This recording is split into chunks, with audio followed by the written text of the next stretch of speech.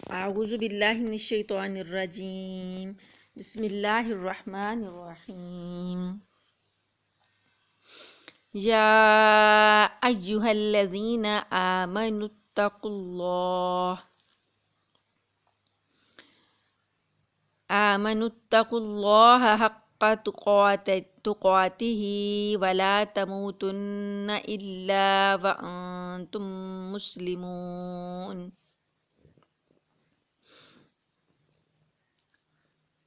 یا ایہا، اے وہ لوگو، الذین وہ لوگو جو، آمنو ایمان لائے ہو، اے وہ لوگو جو ایمان لائے ہو، اتقوا اللہ ڈرو اللہ سے، تم ڈرو اللہ سے۔ یہاں پر اللہ جو ہے ہم موٹا پڑھیں گے، حق جیسا کہ حق ہے، تقاتی ہی اس سے ڈرنے کا، جو حق ہے اس سے ڈرنے کا ویسا ڈرو۔ ولا تموتن اور نہ ہرگز نہ تم مرنا،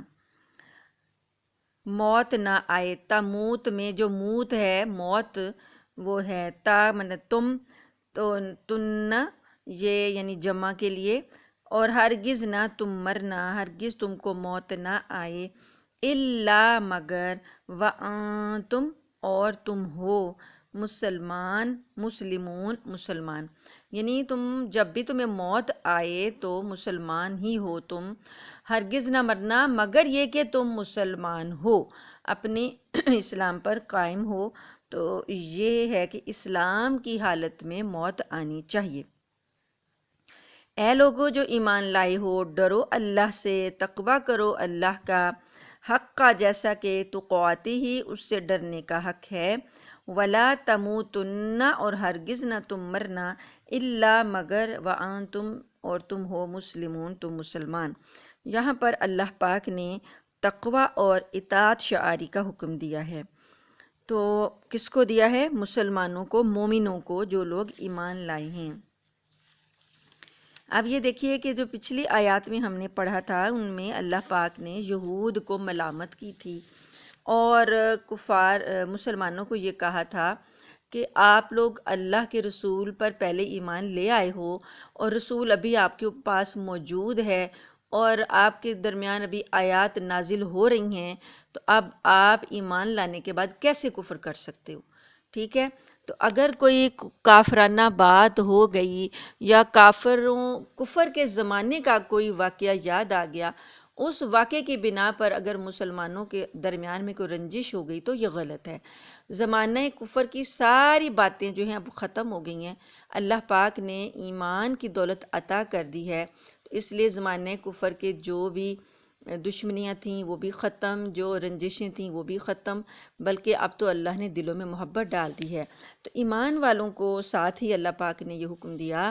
کہ اے ایمان والو تم اللہ کا تقوی اختیار کرو، تم اپنی پرانی دشمنیوں کو، پرانی باتوں کو چھوڑ کے کس کی طرف رجوع کرنا ہے؟ اللہ کی طرف۔ کس سے ڈرنا ہے؟ اللہ سے ڈرنا ہے، اور کس کی اطاعت کرنی ہے؟ اللہ تعالیٰ کی اطاعت کرنی ہے، اور اپنے اسلام کی فکر کرنی ہے کہ اسلام پر موت آئے۔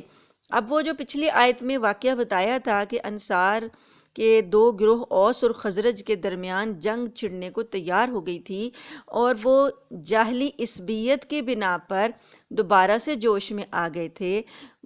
منافقین اور یہود کے بھڑکانے کی وجہ سے۔ تو اگر اس وقت جنگ ہو جاتی اور اس جنگ میں جو بھی کوئی قتل ہوتا تو وہ اسلام پر تو قتل نہ ہوتا نا، جو بھی مارا جاتا وہ اسلام پر تو موت نہ آتی نا، وہ تو پھر اپنے عصبیت پر موت آتی اور اپنی خاندانی اور پرانی آباء و اجداد کی دشمنیوں کا بدلہ لینے پر موت آتی۔ تو اللہ پاک یہاں پر تقوی کا حکم دے رہے ہیں، اطاعت شعاری کا حکم دے رہے ہیں، اور یہ بھی ذہن نشین رہے کہ اب یہ فکر کرنی ہے کہ ایمان تو ہم لے آئے ہیں، مرنے تک یہ ایمان سلامت رہے، یہ فکر کرنی ہے۔ ایسا نہ ہو کہ کسی وقت ہم ایمان کے دائرے سے نکل جائیں کسی عمل کی وجہ سے اور ہمیں وہیں پر موت آ جائے اور ہماری موت جو ہے وہ اسلام پر نہ ہو۔ تو پھر اگر موت اسلام پر نہ ہوئی تو پھر یہ ایمان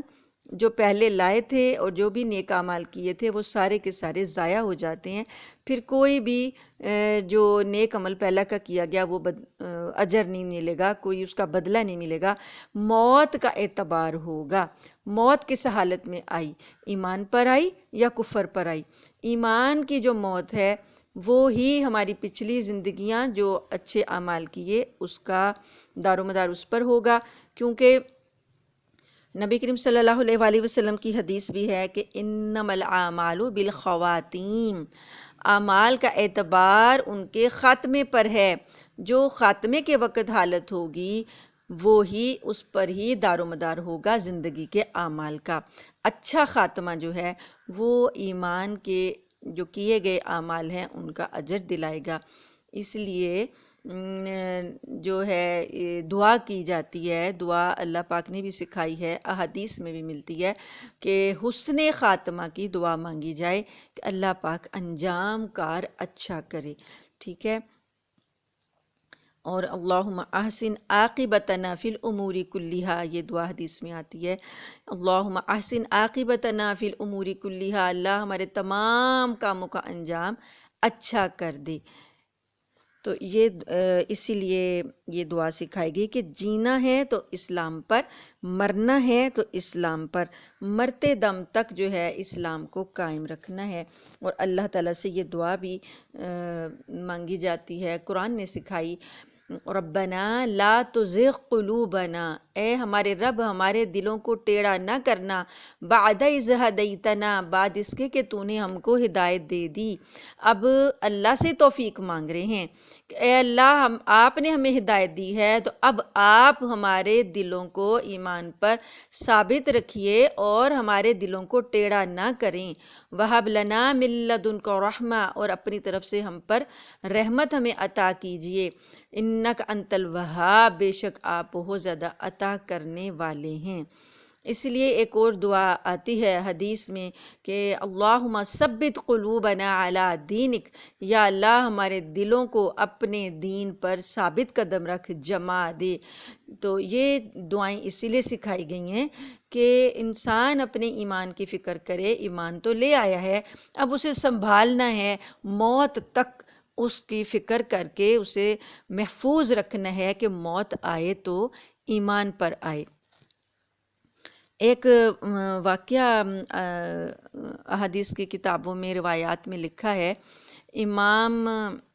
رازی کا۔ امام رازی جو ہیں وہ مفسر قرآن ہیں، بہت ان کی تفسیر مشہور ہے اور بہت عالم مفسر جو ہیں، اتنے بڑے اپنے وقت کے امام ہیں۔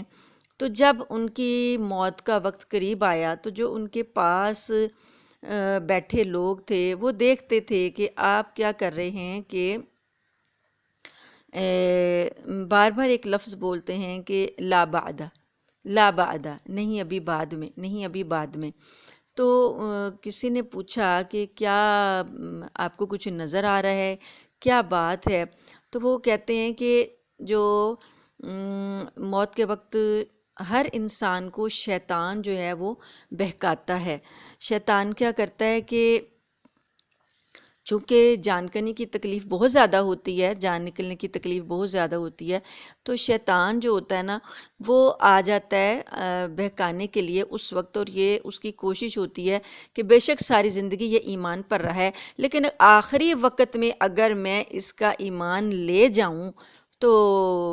یہ میری کامیابی ہوگی اور یہ جو ہے پھر جہنم میں جائے گا۔ وہ آخر وقت تک، موت کا جو وقت ہوتا ہے وہاں تک وہ کوشش کر رہا ہوتا ہے۔ تو وہ ابھی کیا، وہ آ کے کیا بہکاتا ہے، وہ کہتا ہے کہ چونکہ انسان تکلیف کی حالت میں ہوتا ہے نا، تو وہ کہتا ہے کہ تم میرا کہنا مان لو تو میں تمہیں اس تکلیف سے بچا لوں گا۔ تو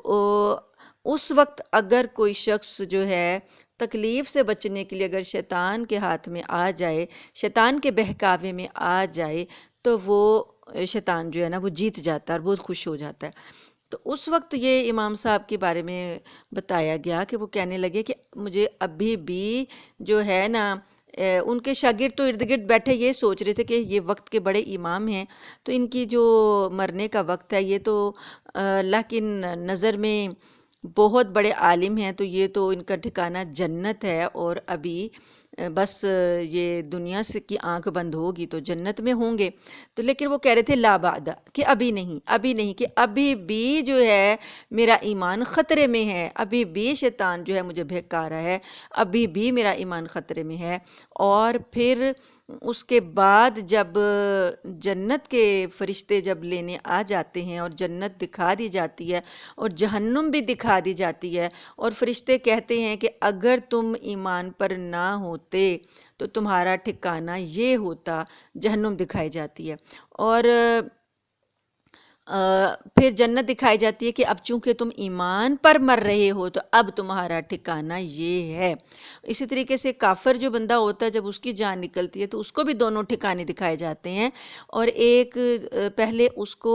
جنت دکھائی جاتی ہے کافر کو، اسے کہا جاتا ہے کہ اگر تم ایمان پر مرتے تو تمہارا ٹھکانہ یہ ہوتا. تو پھر اسے حسرت ہوتی ہے کہ کاش میں ایمان پر مرتا. پھر اسے بعد میں جہنم دکھائی جاتی ہے اور اسے کہا جاتا ہے کہ اب تمہارا ٹھکانہ یہ ہے.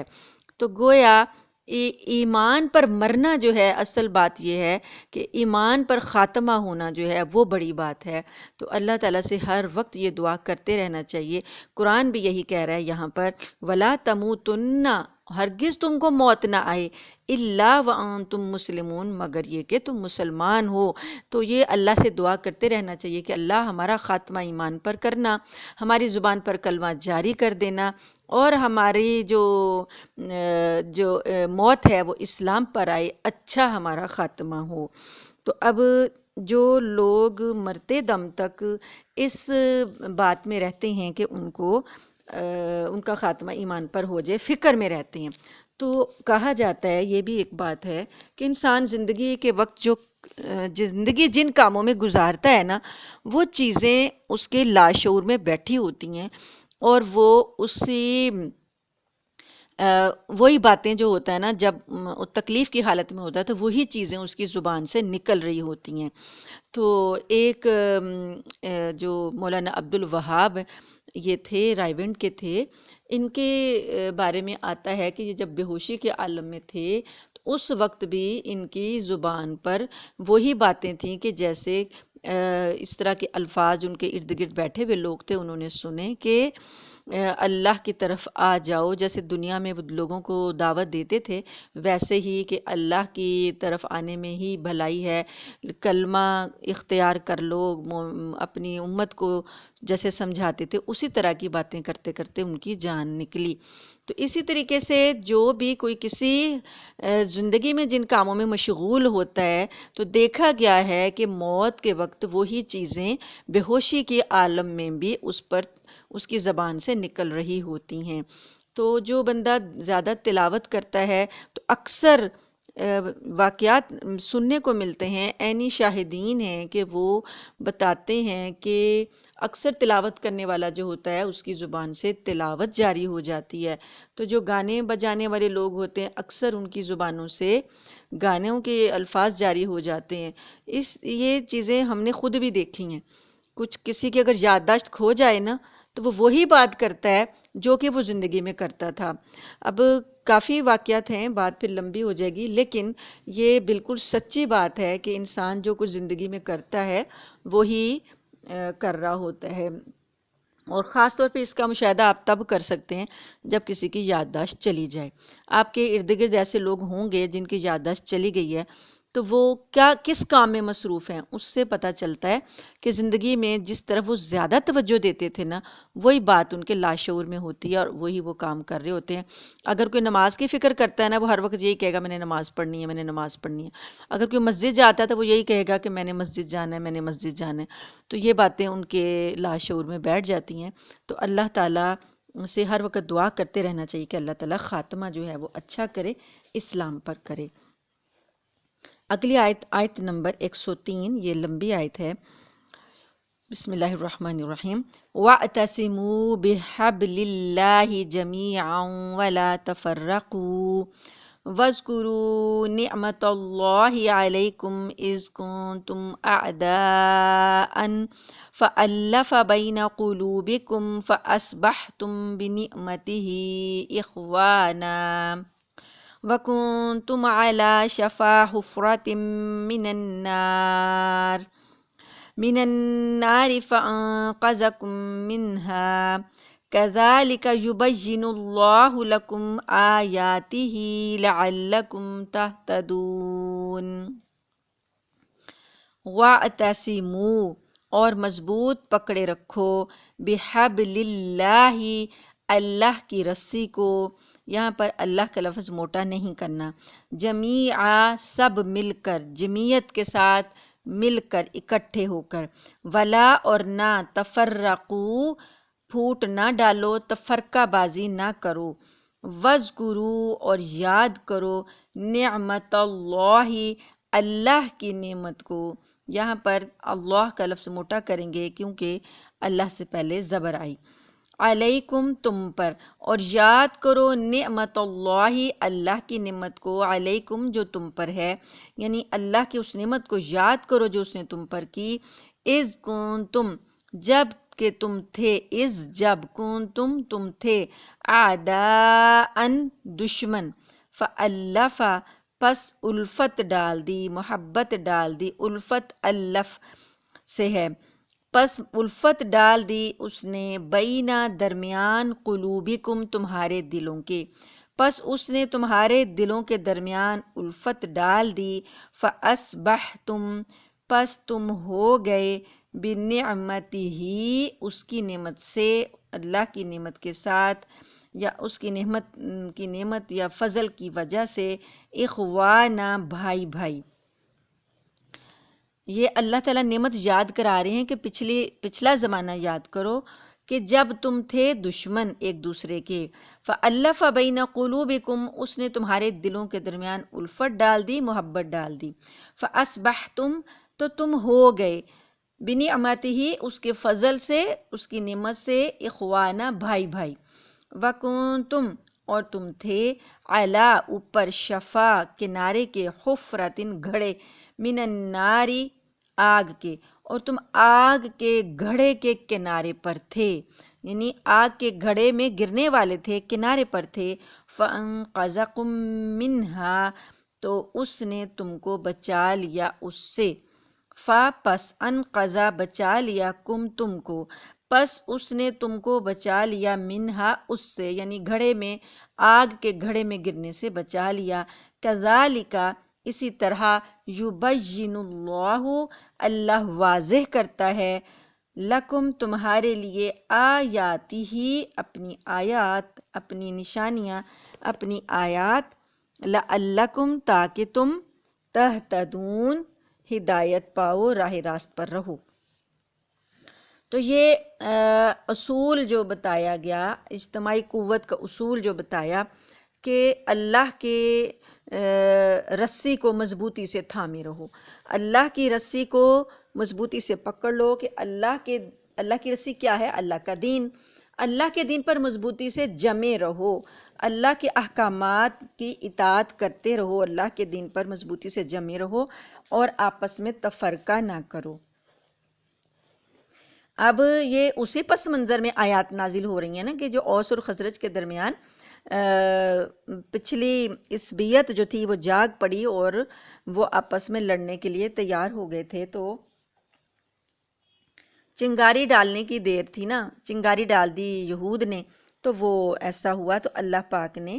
اب ان کو یہ احسان جتلایا اور ان سے کہا، ان کو ہدایت یہ دی کہ تم اللہ کی رسی کو مضبوطی سے تھام لو، اور کسی بات پر توجہ نہیں دینی نا کہ کس نے خاندانی عصبیت پچھلی نسلوں میں کیا ہوا کیا نہیں ہوا، اب چونکہ دین میں آ گئے ہو، دین کے اندر داخل ہو گئے ہو، تو اللہ کی رسی کو مضبوطی سے تھامے رکھو۔ اب یہ حبل، بحبل اللہ، اللہ کی رسی کو، تو حبل اللہ کے جو لفظی معنی تو اللہ کی رسی ہے، مطلب اللہ کا عہد، اللہ کا وعدہ، اللہ کا دین، جو وعدہ کیا اللہ سے، اب اس وعدے پر قائم رہو، جو دین قبول کیا اب اس دین پر جمے رہو۔ تو اب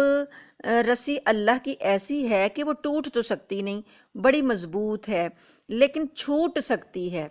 اگر ایمان کمزور ہوا تو وہ رسی ہاتھ سے چھوٹ سکتی ہے، تو اس لیے اللہ پاک نے کہا مضبوطی سے تھام لو۔ وَاعْتَصِمُوا بِحَبْلِ اللَّهِ، اللہ کی رسی کو مضبوطی سے تھام لو، جمیعا تم سب مل کر، وَلَا تَفَرَّقُوا، اور آپس میں تفرقہ نہ کرو، پھوٹ نہ ڈالو، ایک دوسرے کے ساتھ لڑنے بھڑنے کے لیے تفرقے بازیاں نہ بناؤ۔ تو یہ شیطان کی شر انگیزی ہے، جو کہ شیطان آپ کے درمیان پھوٹ ڈال کر آپ کو لڑا کے کمزور کر دیتا ہے۔ ایمان والوں کو ہدایت دی گئی کہ وہ پھوٹ کا شکار نہ ہوں، آپس میں اجتماعیت کے ساتھ رہیں، اتحاد کے ساتھ رہیں، اور پرانے شرک کے جو گندے خیالات تھے، شرک کے جو گندے کام تھے، ان کی طرف دوبارہ پلٹ کر نہ جائیں۔ اب اگلے حصے میں اللہ تعالیٰ وہ نعمت یاد کرا رہے ہیں تاکہ ان کو یاد آ جائے کہ پہلے یہ کس حال میں تھے اور اب اللہ نے ان پر کتنا بڑا احسان کیا ہے۔ وَاذْكُرُوا نِعْمَتَ اللَّهِ عَلَيْكُمْ، اور تم یاد کرو اپنے اوپر اللہ کی نعمت کو جو اس نے تم پر کی، اِذْ كُنْتُمْ أَعْدَاءً، جب کہ تم دشمن تھے، آپس میں اتنی دشمنیاں تھیں کہ ایک جنگ ان کے درمیان جو شروع ہوئی وہ 120 سال جاری رہی۔ اتنی جنگ و جدل میں یہ آگے چلے جاتے تھے کہ دادے کے قتل کا بدلہ پوتا بھی لیتا تھا بعض اوقات، تو نسل در نسل لڑائیاں چلتی جاتی تھیں، اور کتنی جانیں جو ہیں، ایک جان کے بدلے میں کتنی جانیں جو ہیں وہ ضائع ہو جاتی تھیں، اور معمولی باتیں ہوتی تھی، کوئی ایسی بڑی بات بھی بعض اوقات نہیں ہوتی تھی، معمولی باتیں ہوتی تھیں۔ مولانا حالی نے لکھا ہے نا کہ کبھی پانی پینے پلانے پہ جھگڑا اور کبھی گھوڑا آگے بڑھانے پہ جھگڑا۔ تو آپ نے وہ واقعہ بھی جب سیرت کی کتاب ہم پڑھ رہے تھے تو وہ بات بھی آپ نے دیکھی نا کہ جب حجر اسود کے نصب کرنے کا وقت آیا تھا تو ہر قبیلہ یہ چاہتا تھا کہ وہ یہ اعزاز حاصل کرے، تو کیا ہوا، سب کی تلواریں نکل آئیں، سب لوگ جو ہیں تلوار سونتلی لڑنے کا جو ہے سب کا جو ہے آمادہ لڑائی پر ہو گئے۔ تو اس وقت پھر ایک دانا شخص نے کہا تھا کہ فیصلہ جو ہے ہم کل کریں گے، تو تلواریں جو ہے میان میں آئیں اور نبی کریم صلی اللہ علیہ وآلہ وسلم نے اس جھگڑے کا فیصلہ کیا۔ تو گویا معمولی باتوں پر یہ لڑنے بھڑنے کو تیار ہو جاتے تھے اور تلواریں نکال لیتے تھے۔ تو اللہ فرماتے ہیں کہ اس وقت کو یاد کرو کہ جب تم ایک دوسرے کے دشمن تھے، فَأَلَّفَ بَيْنَ قُلُوبِكُمْ، تو اس نے الفت ڈال دی تمہارے دلوں میں۔ کس چیز کی الفت ڈالی؟ ایمان کی محبت، ایمان کی طاقت سے جوڑ دیا۔ جیسے ایک بونڈنگ ہوتی ہے، آپ نے کوئی چیز جوڑنی ہوتی ہے تو آپ کو ایک بونڈنگ کے لیے ایک چیز چاہیے، ٹھیک ہے نا، کوئی بھی ایک بونڈنگ کے لیے ایک چیز چاہیے ہوتی ہے، ایک قوت ہوتی ہے جو کہ سب چیزوں کو جوڑ کے رکھتی ہے۔ دیوار کو جب ہم تعمیر کرتے ہیں تو دیوار کو کون سی چیز جوڑے رکھتی ہے؟ یہ ہمارا جو سیمنٹ ہوتا ہے، سیمنٹ جو ہوتا ہے وہ ایک اینٹ کو دوسری اینٹ سے جوڑتا جاتا ہے، تو یہ جوڑنے کی ایک قوت ہوتی ہے۔ ہم اپنے کھانا پکاتے ہیں تو کچھ چیزیں ہم جوڑنے کے لیے، کچھ بونڈنگ کے لیے کچھ چیزیں یوز کرتے ہیں، تو اس میں اللہ پاک نے جو جوڑنے کی ایک چیز بتائی کہ جس نے تمہیں جوڑا آپس میں، وہ کیا ہے؟ ایمان۔ ایمان کی جو الفت ہے، ایمان کی جو محبت ہے، اس سے تمہارے دلوں کو اللہ نے جوڑ دیا۔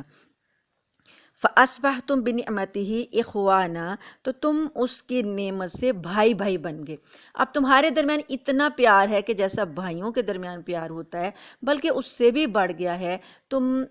آپس میں بھائیوں کی طرح اب رہتے ہو اہل ایمان۔ تو وَكُنْتُمْ عَلَى شَفَا حُفْرَةٍ مِّنَ النَّارِ، اس سے پہلے تم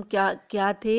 کہ تم آگ کے گھڑے کے کنارے پر تھے، گرنے ہی والے تھے، یعنی یہ جہنم کی آگ جو ہے اس کے گھڑے کے کنارے پر پہنچ چکے تھے، تو اللہ نے فَأَنْقَذَكُم مِّنْهَا، اللہ نے تم کو اس سے بچا لیا۔ جو بھی اپنی پرانی دشمنی پہ مرتا تھا تو کفر پر مرتا تھا تو اس کا ٹھکانہ تو جہنم ہے، لیکن اب اللہ نے جب ایمان دیا تمہیں تو تمہیں اس گھڑے سے بچا لیا، آگ کے گھڑے سے گرنے سے بچا لیا۔ تو یہ نعمت ہے اللہ تعالیٰ کی۔ تو اللہ پاک نے اس کو ایک نعمت کے طور پر کہا ہے کہ اس کو یاد کرو، وَاذْكُرُوا نِعْمَتَ اللَّهِ عَلَيْكُمْ، یہ اللہ کی نعمت ہوئی تم پر، احسان ہوا تم پر، فضل ہوا تم پر کہ تم کو اللہ نے آگ کے گھڑے میں گرنے سے بچا لیا اور تمہارے دلوں کے درمیان الفت ڈال کر تمہیں بھائی بھائی بنا دیا۔ كَذَلِكَ يُبَيِّنُ اللَّهُ لَكُمْ آيَاتِهِ، اسی طرح اللہ تعالی تمہارے لیے اپنی آیات کو بیان کرتا ہے،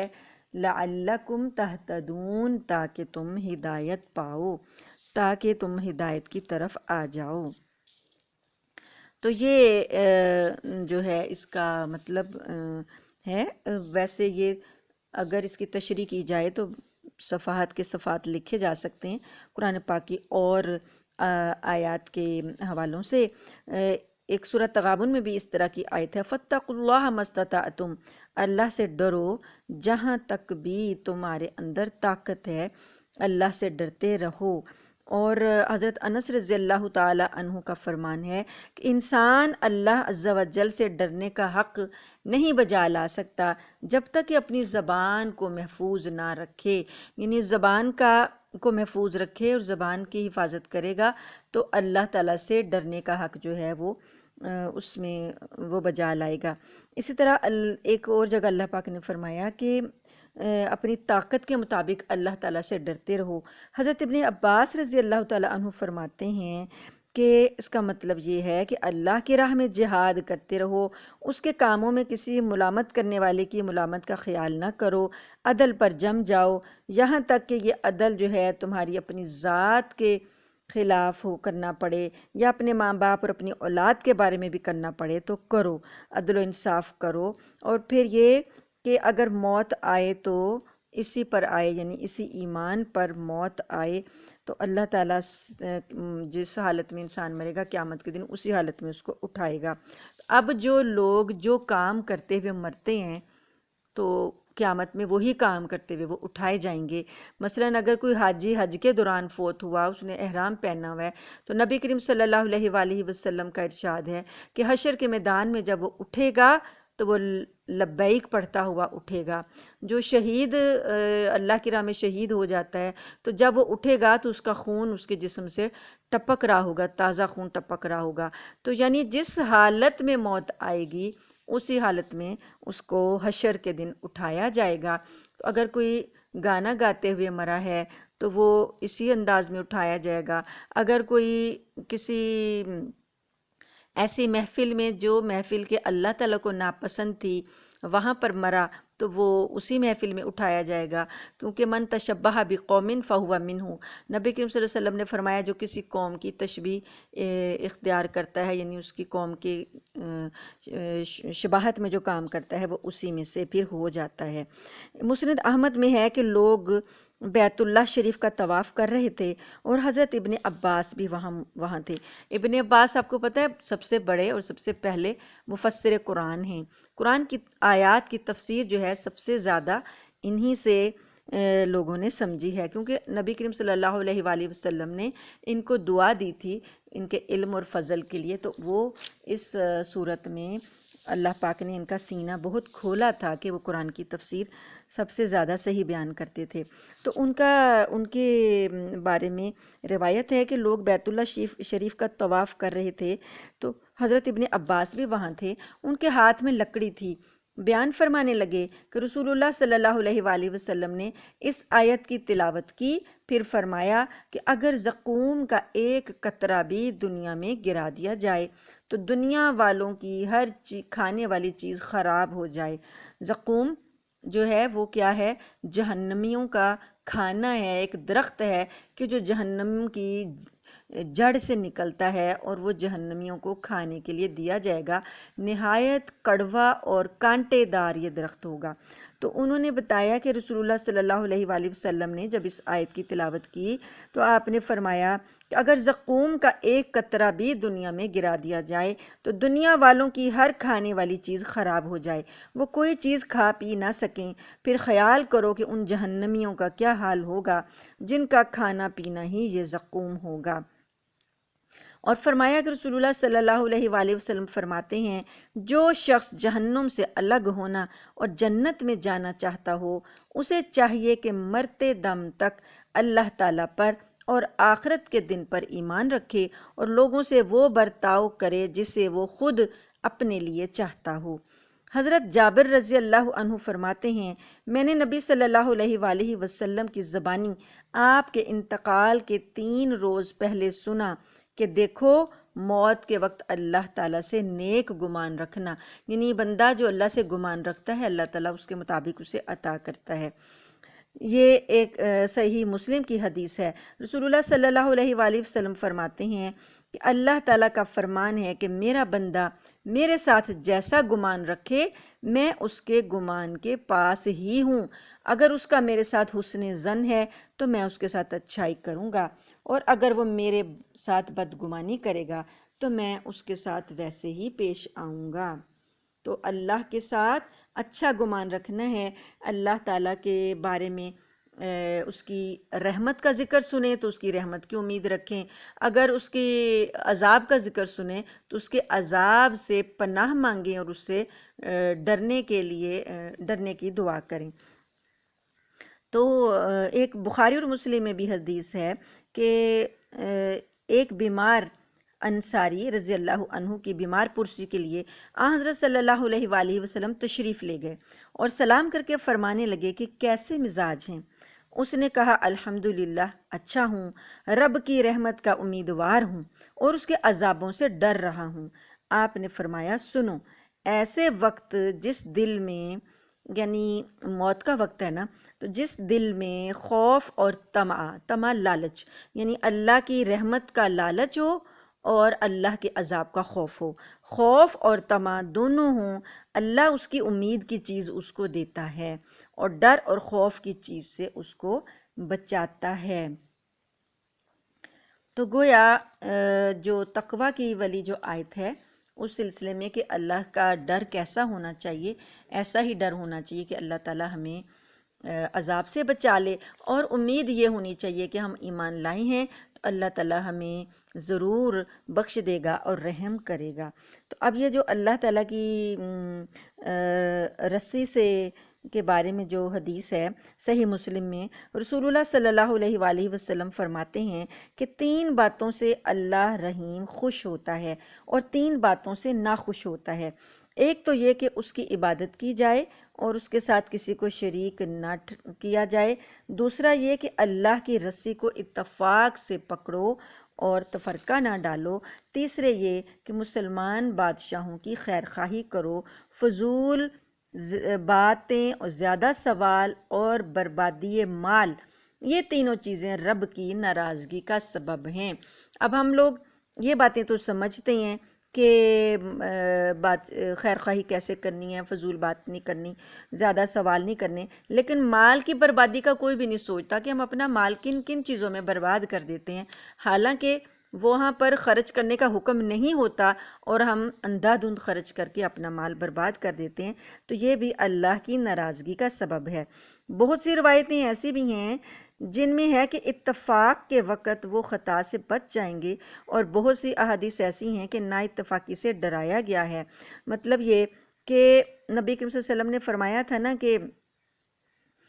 73 فرقے ہو جائیں گے میری امت کے، اور ان میں سے ایک جو ہے وہ نجات پائے گا، وہ جنتی ہوگا اور جہنم کے عذابوں سے بچ رہے گا۔ تو یہ وہ لوگ ہوں گے جو اس عہد پر قائم رہیں گے کہ ہم نے تفرقہ نہیں ڈالنا، ہم نے پھوٹ نہیں ڈالنی، ہمارا کام جو ہے تفرقے سے بچنا ہے۔ تو جس پر رسول اللہ صلی اللہ علیہ وآلہ وسلم اور آپ کے اصحاب جس راستے پر چلتے رہے ہم اسی راستے پر چلیں گے۔ تو یہ بات بھی ہمیں سمجھ نہیں آتی۔ ہمارے ہاں اب ہر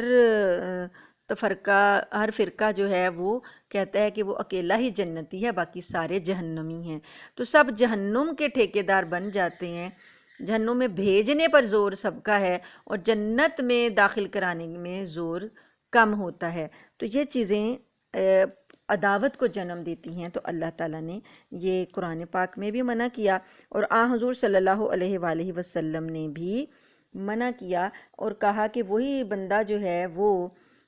ہدایت پر ہے، جو اللہ اور اللہ کے رسول کی تعلیمات پر اور آپ کے صحاب کے طرز عمل پر عمل کرتا ہے۔ اللہ تعالیٰ سے دعا ہے کہ اللہ تعالیٰ ہمیں تفرقہ بازی سے بچائے، ایک دوسرے کی برائیاں چننے سے اور برائیوں کو نشر کرنے سے بچائے، اور دوسروں کی برائیوں کو ڈھونڈنے سے بچائے۔ اپنے اوپر ہم دھیان رکھیں، اپنی برائیوں پر نظر رکھیں اور اپنی برائیوں کو دور کرنے کی فکر کریں، اور اللہ کے دین میں کوئی تفرقہ بازی نہ کریں۔ اللہ تعالیٰ ہمیں اس کی توفیق عطا فرمائے، اتحاد اور اتفاق سے اور ہر قسم کی انتشار سے بچائے، آمین۔ وآخر دعوانا ان الحمد للہ رب العالمین۔